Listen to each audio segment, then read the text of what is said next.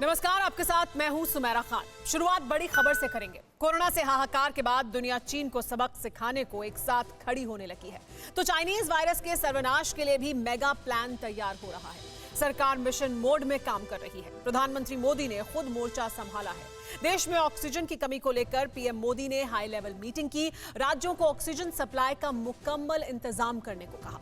इसके साथ ही प्रधानमंत्री मोदी ने अपना बंगाल का दौरा रद्द कर दिया है। प्रधानमंत्री को बंगाल में आखिरी 4 रैलियां करनी थी। देश में कोरोना के हालात को लेकर प्रधानमंत्री 3 अहम मीटिंग करेंगे। प्रधानमंत्री सुबह 9 बजे एक हाई लेवल मीटिंग करेंगे। इसके बाद सुबह 10 बजे कोरोना से ज्यादा प्रभावित राज्यों के मुख्यमंत्रियों के साथ बैठक करेंगे। फिर दोपहर 12:30 बजे ऑक्सीजन मैन्युफैक्चरर्स के साथ वर्चुअल मीटिंग करेंगे प्रधानमंत्री नरेंद्र मोदी। 230 करोड़ हिंदुस्तानियों ने ठाना है कि चाइनीज वायरस को हर हाल में हराना है। दूसरी तरफ दुनिया कोरोना फैलाने वाले चीन को सबक सिखाने की पूरी तैयारी कर चुकी है। अमेरिका के जंगी जहाज चीन के बॉर्डर पर उड़ान भर रहे हैं। ऑस्ट्रेलिया ने चीन से डील खत्म कर दी है। फिलीपींस ने चीन से जंग से निपटने का ऐलान कर दिया है। श्रीलंका ने चीन को आईना दिखा दिया है। सवाल यह है कि क्या कोरोना क्रिमिनल के खात्मे के अंत करीब आ गया है? ये एक्सक्लूसिव रिपोर्ट देखिए।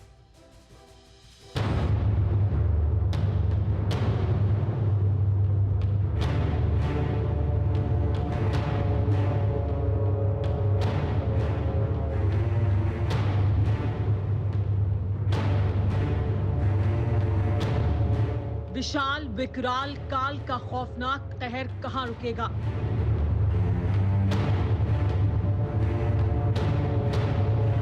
कहां थमेगा? अदृश्य कातिल के साए से कौन बचेगा, कोई नहीं जानता है। आईसीयू में सांसों को ऑक्सीजन का सहारा है, तो अस्पतालों के अहातों में अपने दहशत के साए में जी रहे हैं। कोरोना कलयुग का सबसे बड़ा दानव साबित हो चुका है। पिछले 7 दिन के अंदर दुनिया में 55,23,000 से ज्यादा लोग संक्रमित पाए गए। इस मामले में 12% की बढ़ोतरी देखने को मिली है। इस हफ्ते 80,323 मरीजों ने दम तोड़ दिया।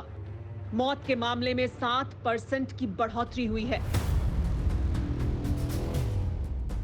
चाइनीज वायरस से हमारा देश हलकान है।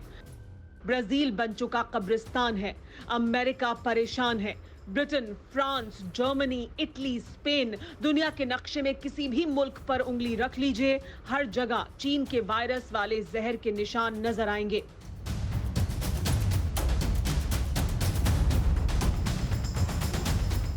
लेकिन जैसे जैसे दुनिया में कोरोना का कहर बढ़ रहा है, वैसे वैसे वायरस विलन चीन का खौफ भी बढ़ने लगा है। शी जिनपिंग को सुनिए। कोरोना महामारी ने पूरी दुनिया को साफ कर दिया है कि हमें शीत युद्ध का ख्याल खत्म कर देना चाहिए। साथ ही किसी भी तरह के युद्ध के ख्यालात वाली सोच छोड़ देनी होगी।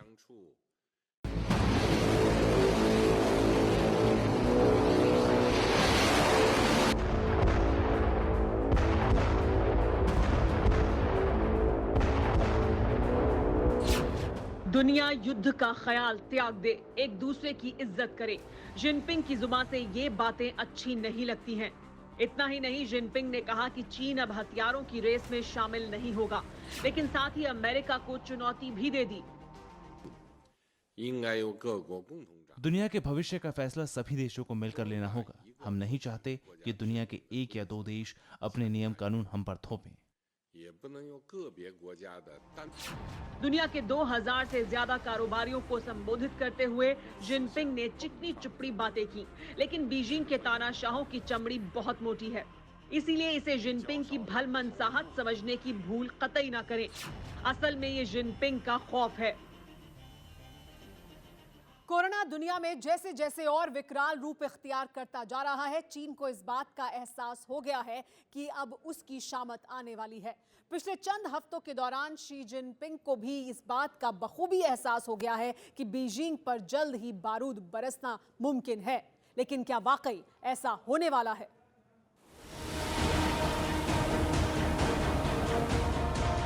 कोरोना के कोहराम के बीच हालात फिर से ऐसे ही बनने लगे हैं। साउथ चाइना सी में डेरा जमाए अमेरिका के जंगी बेड़े ने एक बार फिर ड्रैगन को उसकी औकात बताने का फैसला कर लिया है। अमेरिका ने दक्षिणी चीन सागर क्षेत्र में अमेरिकी नौसेना का 7वां बेड़ा तैनात कर लिया है, जो हिंद महासागर से लेकर साउथ चाइना सी तक गश्त कर रहा है। लेकिन अमेरिका ने चीन को इससे भी बड़ा इशारा दे दिया है। अमेरिका के 4 F-16 विमानों ने चीन की सरहद के करीब उड़ान भरी। खास बात यह है कि चारों फाइटर जेट कई घातक मिसाइलों से लैस थे।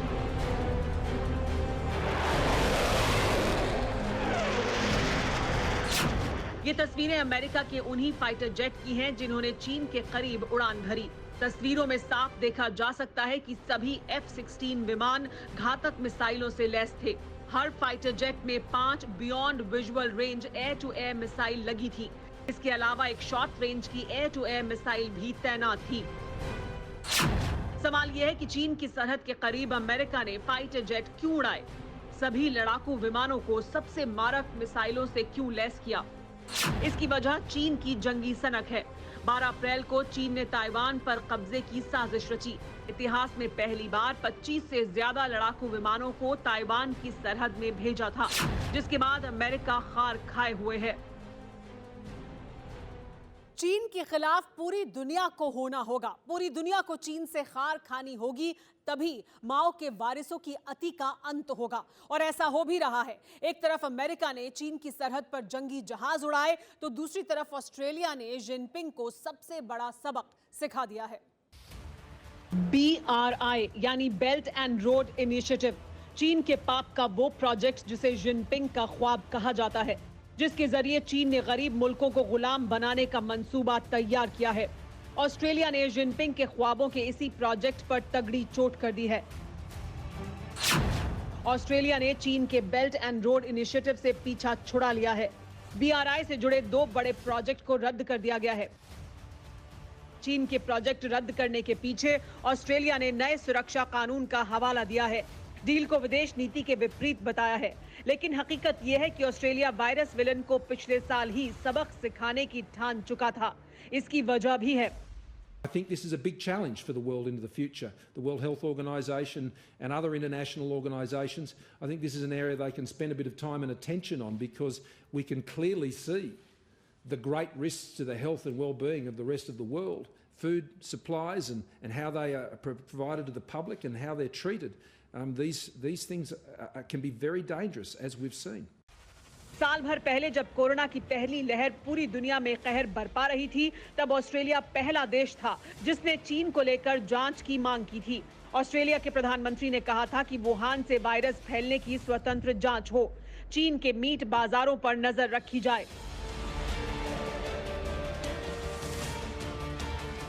क्या गलत कहा था, लेकिन चीन को ऑस्ट्रेलिया की ये हिमाकत इतनी नागवार गुजरी कि ड्रैगन दादागिरी पर उतर आया। उसने क्या क्या किया, इसे भी जान लीजिए।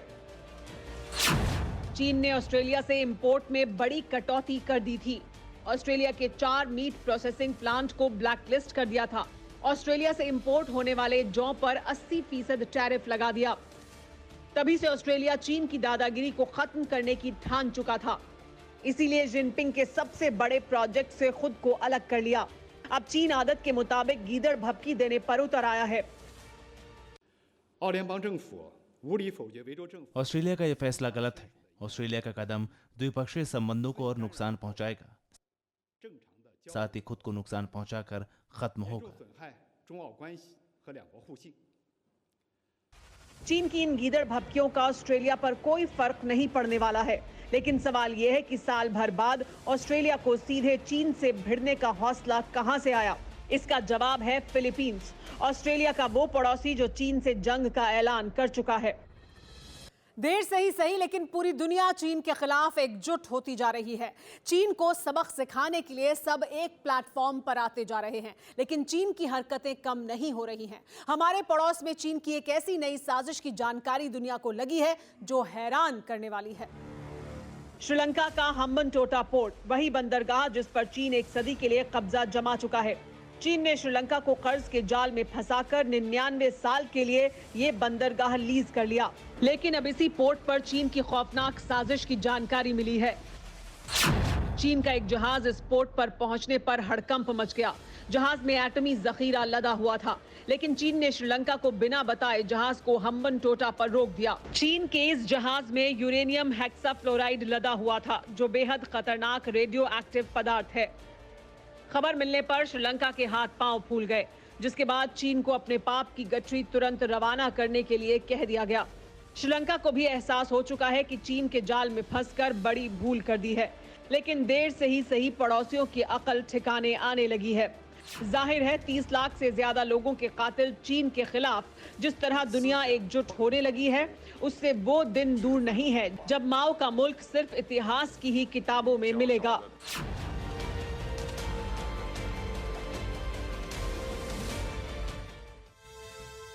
परवाह देश की, सोमवार से शुक्रवार रात 10 बजे TV9 भारतवर्ष पर।